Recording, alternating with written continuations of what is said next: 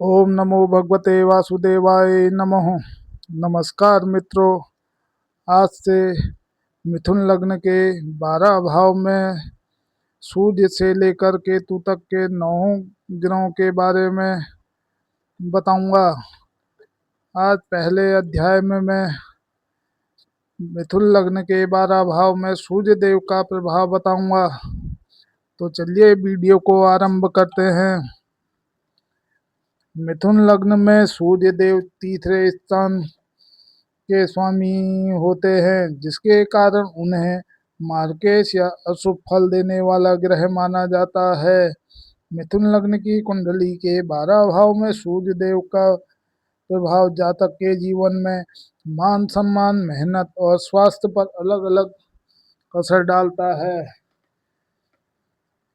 प्रथम भाव, अगर सूर्य देव मिथुन लग्न की कुंडली के प्रथम भाव अर्थात लग्न में हो तो जातक को क्रोधी, स्वाभिमानी, साहसी और थोड़ा अहंकारी बनाते हैं तथा जातक के सर पर बाल कम हो सकते हैं। वहीं अगर द्वितीय भाव की बात करें तो मिथुन लग्न के द्वितीय भाव में सूर्यदेव कर्क राशि में होंगे। यह भाव धन भाव है। वाणी में कठोरता और परिवार में मनमुटाव रहता है, लेकिन जातक अपने पराक्रम से धन अर्जित कर लेता है। वहीं अब बात करते हैं सूर्य देव तृतीय भाव पराक्रम भाव। यह सूर्य देव की अपनी मूल त्रिकोण राशि है। यहाँ पर जातक ज्यादा बहुत अति साहसी व पराक्रमी हो जाता है तथा भाई बहनों से जुड़ा होता है। मेहनत का पूरा फल मिलता है। अगर सूर्य देव मिथुन लग्न के चतुर्थ भाव शुभ भाव में आए तो यहाँ पर आने पर सूर्य देव माता के स्वास्थ्य में उतार चढ़ाव पैदा करते हैं और घरेलू कलह भी लाते हैं। हालांकि जातक भूमि वाहन का सुख परिश्रम के बाद मिलता रहता है। वहीं अब बात करें सूर्य देव अगर मिथुन लग्न के पंचम भाव में आए तो यह भाव विद्या व संतान का है। यहाँ पर सूर्य देव के आने पर संतान पक्ष से कष्ट, पेट की समस्याएं हो सकती हैं तथा यहाँ पर सूर्य देव के आने पर शिक्षा में बाधाएं आती हैं। अगर सूर्य देव छठे भाव में आए तो यह भाव रोग शत्रु भाव है। यहाँ पर सूर्य देव के आने पर जातक को शत्रुओं पर विजय मिलती है, लेकिन जातक के गुप्त शत्रु होने से वह परेशान रहता है तथा जातक ऋण और नेत्र रोग से भी परेशान रह सकता है। वहीं अगर सूर्य देव सप्तम भाव दाम्पत्य भाव में आए तो यहाँ पर सूर्य देव के आने पर आपसी अहंकार के कारण मतभेद हो सकते हैं, जिससे जीवन साथी से अनबन बनी रहती है।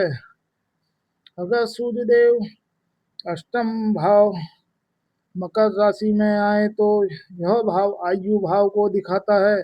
यहाँ पर सूर्य देव के आने पर स्वास्थ्य कमजोर रहता है। दुर्घटना, मानसिक तनाव और कार्यों में लगातार रुकावटें आती है। वहीं अब बात करें नवम भाव में अगर सूर्य देव आए तो यह भाव भाग्य भाव कहलाता है।